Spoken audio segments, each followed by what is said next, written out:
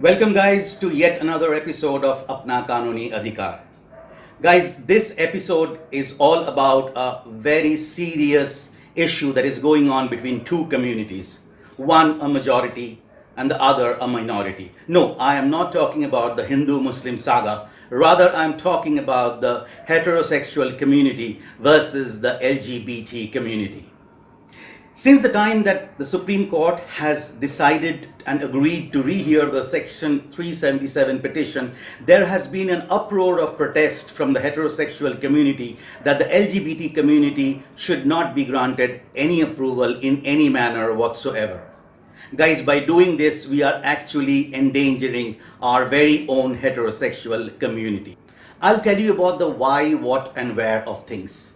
But if we basically sum up the protests of the heterosexual community, we will see that there are two words: unethical/immoral and against the order of nature. These are the two words that the heterosexual community is stressing upon, though of course the Gurujis of the Hindu community has gone ahead to the extent of bringing in the Sanatan Hindu Dharma, the Hindu scriptures and etc. to defend their case.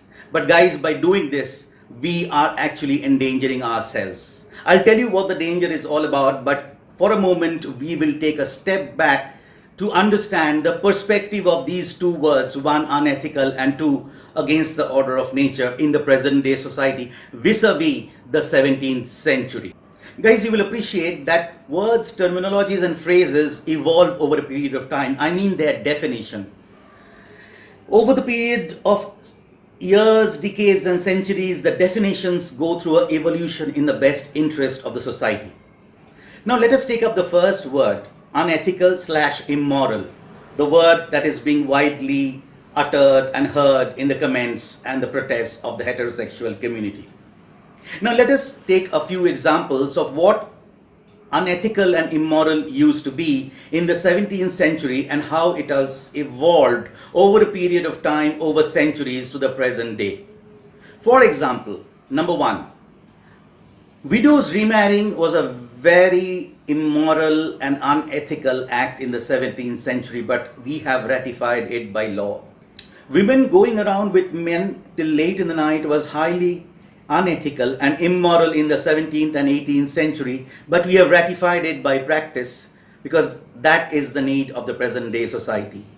Women wearing short and skimpy clothes was highly unethical and immoral in the 17th and 18th century, but that is what the practice has been now, and we have agreed to it. We have ratified it by our conduct and by our customs. Men going around with women in bars and in drink rooms was highly unethical in the 17th and 18th century, but it happens in the 21st century today, and we have ratified it. So you see now that the word unethical/immoral has evolved over a period of time. Now I'll take up the phrase against the order of nature. Guys, I can give you 1,000 examples to show how the definition of the phrase against the order of nature has evolved from the 18th century till the present day. A very few specific examples. Number one, the nature had never prescribed that babies be born out of test tubes, but we have gone ahead and we do it today. So the definition has evolved. And honestly speaking, very conservatively speaking, that is definitely against the order of nature. Number two, it was not prescribed by nature that once a woman conceives, the fetus will be killed, but we do so. We go against the order of the nature to do so to meet the needs of the present day society. Number three, nature never prescribed that if Mrs. X could not get pregnant by the sexual activities with Mr. X, she could go ahead and have Mr. Y's sperm implanted in her to get pregnant. No, nature had not prescribed for that. That is definitely against the order of nature, but we still practice it now because that is the need of the hour.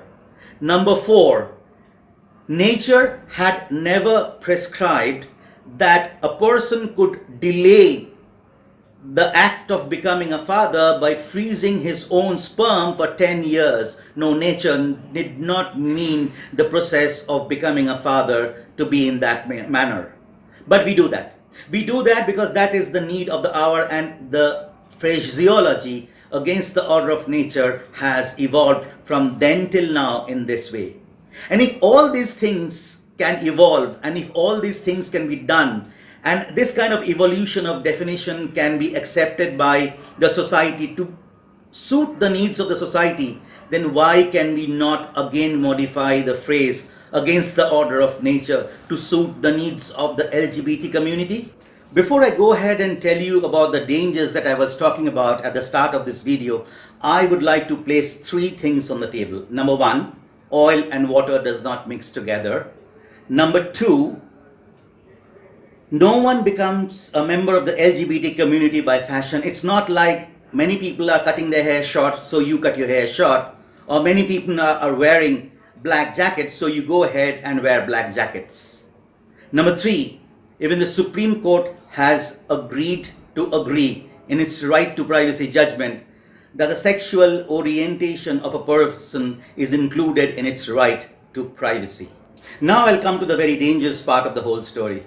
Guys, do you know how many gay men and lesbian women get married in the normal course of business, in the normal manner every year? And do you know how many of these marriages, or rather do you know that all these marriages end up in legal battles of divorce? Sometimes these battles last for years and decades. Sometimes these last for only a few months. It depends on the parties concerned. Who gains? No one. Two lives spoiled, the image of two families spoiled, and a whole lot of time of the life of these two parties spoiled. I've heard from these people, being a lawyer and having appeared for many of these kind of people and having opposed many of these kind of divorces. I've been on both sides at different points of time. I've heard from these people how they wish that their parents listened to them. But you know why? The parents also force them to go through a normal marriage. They say, वो सब कुछ नहीं है, सब ठीक हो जाएगा, शादी कर ले. But it doesn't happen like that. The parents are also afraid to support their children. And you know why? Why all this is happening? Because we in the heterosexual community are not giving any approval or sanction to the LGBT community. That is why they are shy to come out. Their parents are shy to support them. That is why they tend to behave as if they are a part of us, and they get entangled into normal marriages. They ruin their own lives and they ruin the lives of others. It's not a fault on them. It's our fault.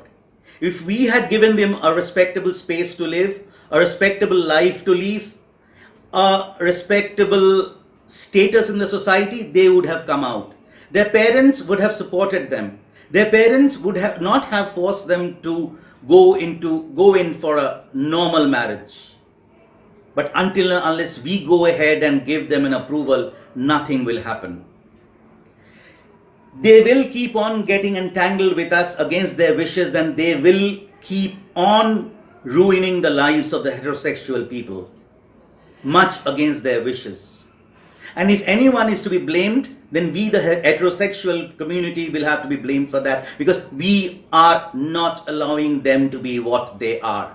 If we allow them to be what they are, if we allow them to live in civil rights partnership as Great Britain has done, if we allow them to live in a live-in relationship, if we allow them to live respectfully, they will no more get entangled with us.